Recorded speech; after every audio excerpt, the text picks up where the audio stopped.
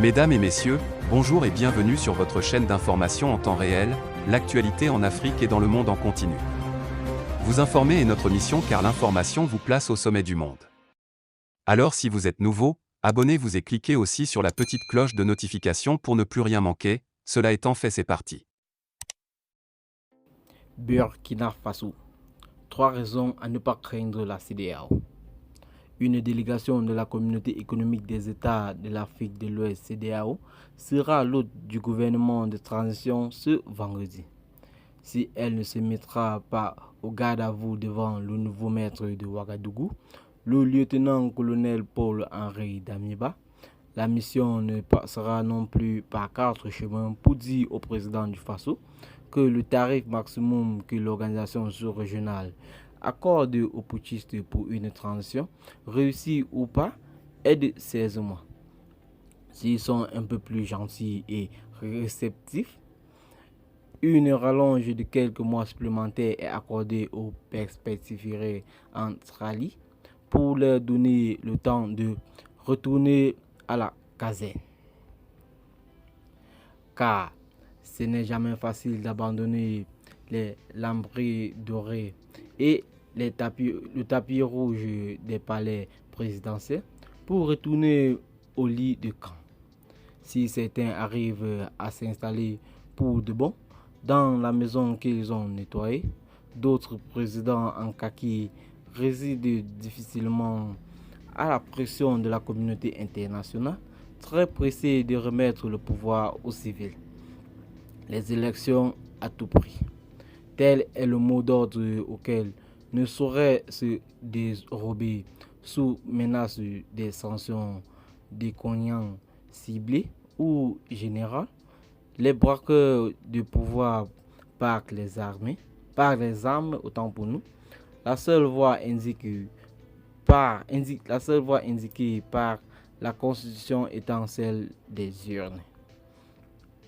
En tout cas, la CEDEAO veille au grain et le dira sans aucun doute ce vendredi aux dirigeants burkinabés qu'ils exigeront, en plus de la réduction de la durée de la transition burkinabé de 36 mois à une période plus raisonnable, la libération sans condition et sans délai de Marc-Christian Roch-Kaboré, le désormais ancien président du Faso, depuis le 24 janvier dernier.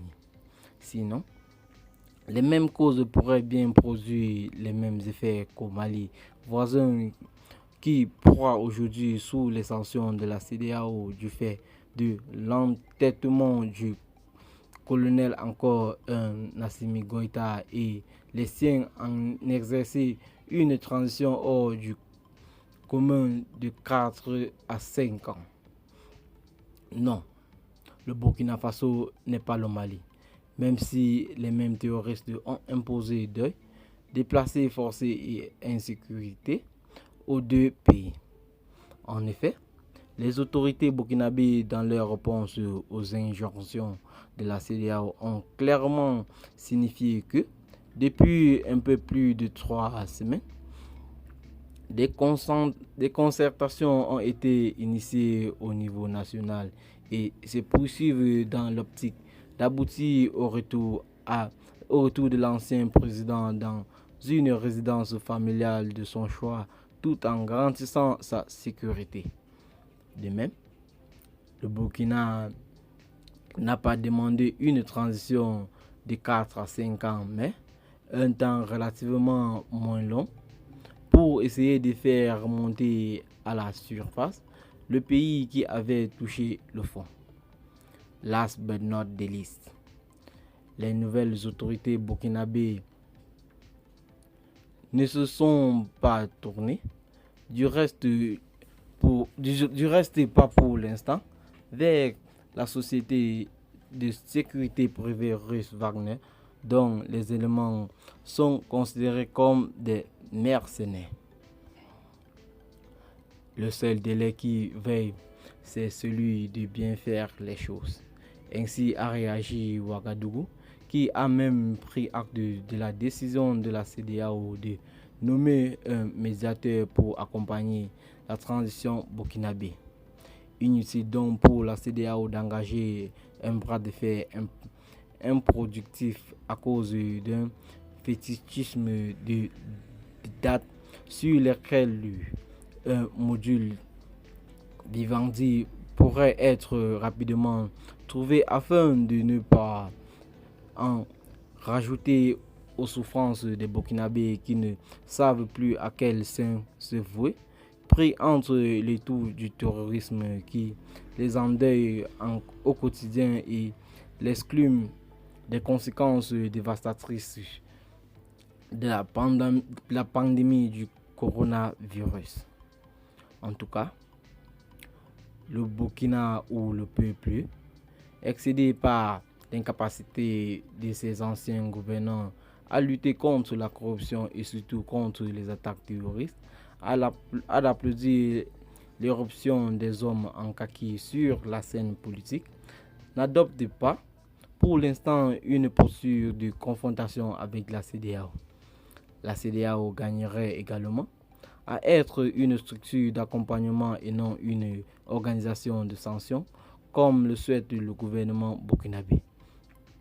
Toutefois, il est important, voire déterminant pour la suite, que les deux parties, surtout les autorités de transition burkinabé, fassent preuve de bonne foi. Une sincérité qui est malheureusement de nos jours la chose la moins bien partagée.